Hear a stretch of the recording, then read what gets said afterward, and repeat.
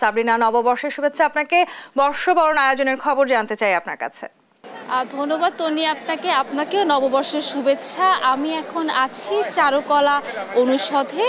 এখানে কিন্তু আমি দেখতে পাচ্ছি যে সব ধরনের শ্রেণী পেশার মানুষ এখানে যুক্ত হয়েছেন নববর্ষের উদযাপন করতে, এবং সবাই বলতে গেলে মঙ্গল শোভাযাত্রার একটা প্রস্তুতি, মঙ্গল শোভাযাত্রায় ছিলেন।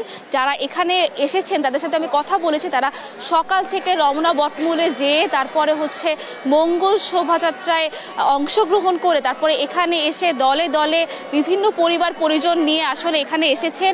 কেউ কেউ এসেছেন তাদের বন্ধু বান্ধবদের সাথে এই বাংলা নববর্ষ 1431 উদযাপন করার জন্য।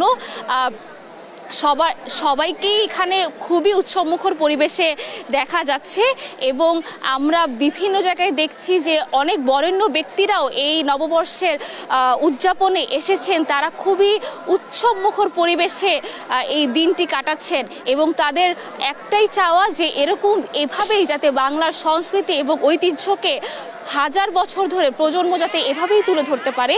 আমি এখন একটি পরিবার পরিজন নিয়ে যারা এসেছেন তাদের সাথে একটু কথা বলবো যে আপু হচ্ছে কখন এসেছেন এবং কেমন দেখছেন উদযাপন।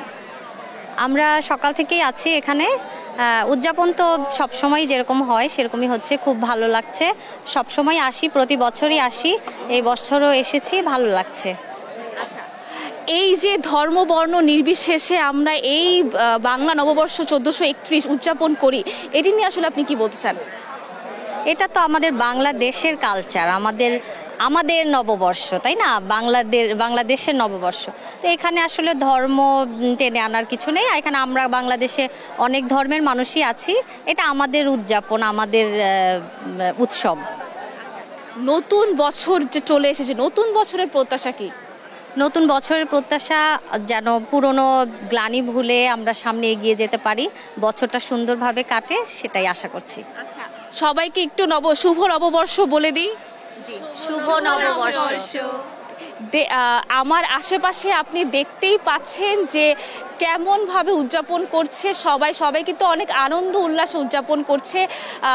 কেউ এখানে হচ্ছে চারুকলা অনুষদে এখন সবাই মঙ্গল শোভাযাত্রা শেষ করে এদিকটাতে এসেছেন, এবং উপরে এখন সঙ্গীত পরিবেশনার একটি অনুষ্ঠান হবে, এবং সেখানে তারা একটু পরে তারা যেয়ে হচ্ছে ওই পরিবেশনে অংশগ্রহণ করবেন। তো